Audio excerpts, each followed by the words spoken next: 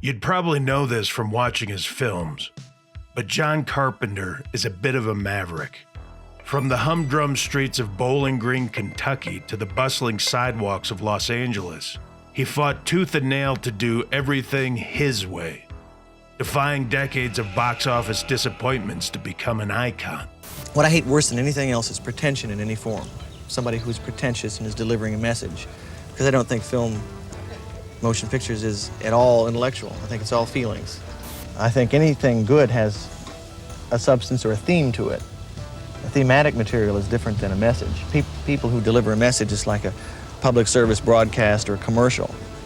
This is what I believe, and you must believe this too. I think any great work has a theme, though. And the theme can be discerned from a message in that it's not hitting you over the head or stating something, but is a little more subtle. Surely no other filmmaker has produced as many masterpieces that flopped on release.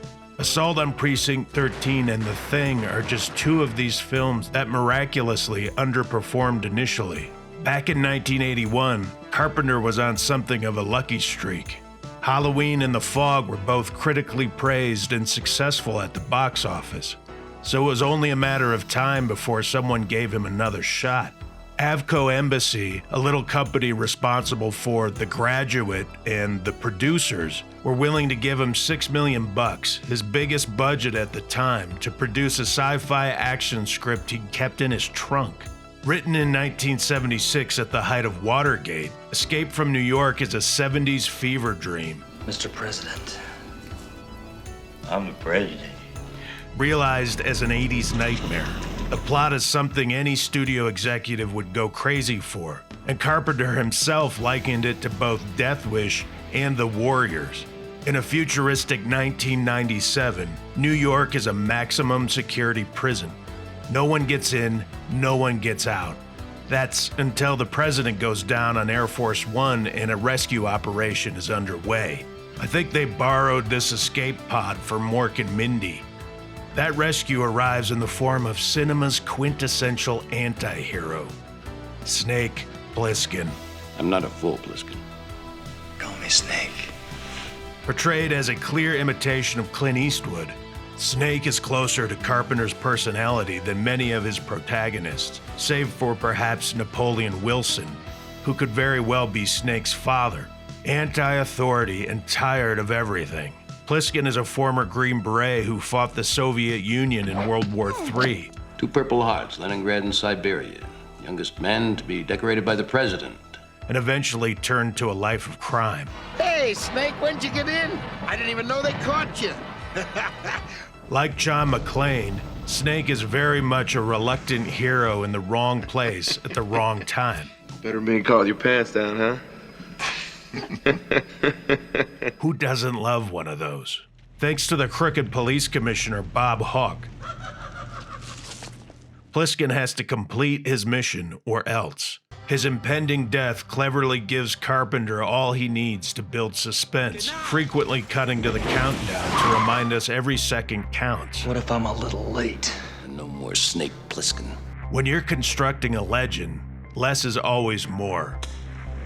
The less we ultimately know about Plissken, the better. We don't need to know about the particulars of his military career, his criminal capers, or even how he lost his eye. All of that can be found in the 40-plus years of related media, which has dutifully filled in the gaps.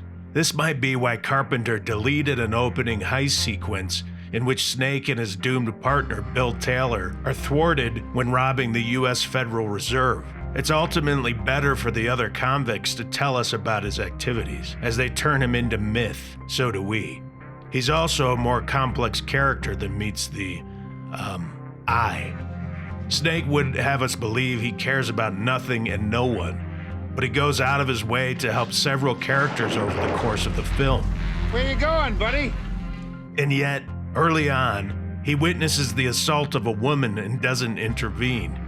He might not approve, but unlike, say, the man with no name... You see, I understand you men were just playing around, but the muley just doesn't get it. He isn't going to stray off course.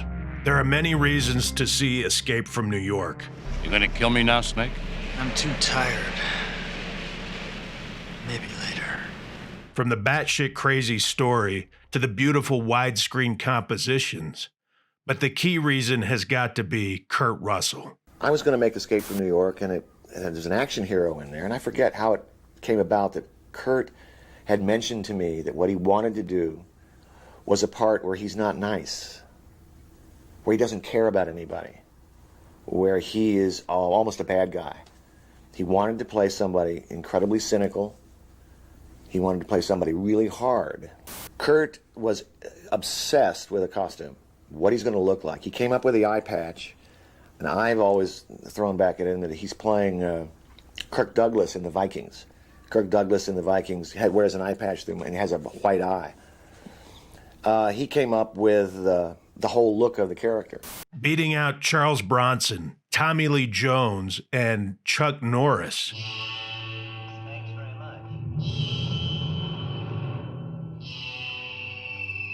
Russell relishes the chance to play against type as Snake. Known at the time for his squeaky clean Disney vehicles. It's a good one. It's a good one, boy. Adams. They're all nuts.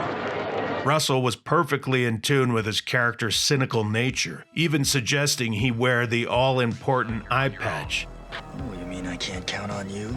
No. Good. A sartorial choice that turns Snake into a full-blown comic book character. Snake's gruff, no-nonsense attitude extends to the film itself.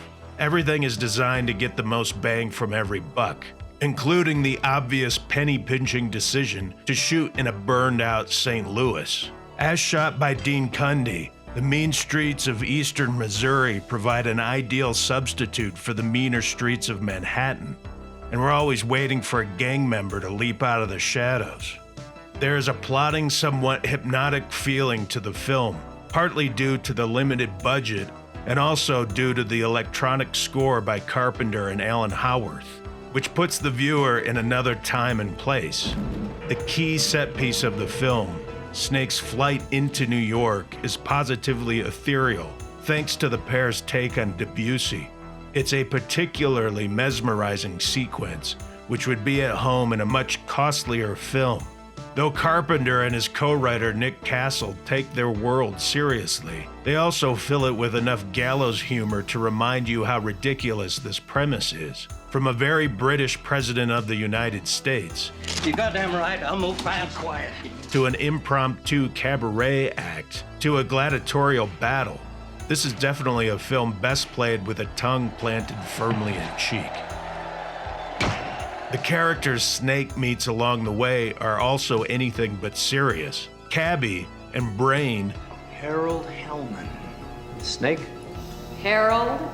have been said to mirror the Cowardly Lion and the Tin Man, which I guess would make the Duke of New York the Wizard, right? From the neck up!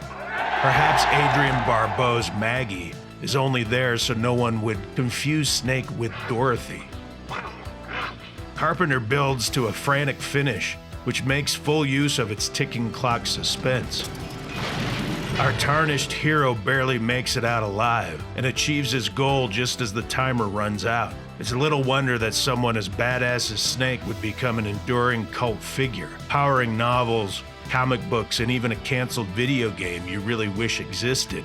Wait, they were gonna make a video game? Oh man, I want that. It's tough to know how younger audiences will react to Escape from New York. Perhaps there aren't enough bells and whistles to keep teenagers engaged.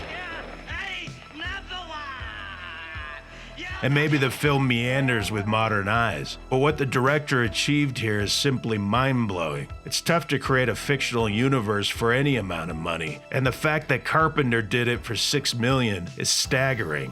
It's just a pity they never made a sequel, right?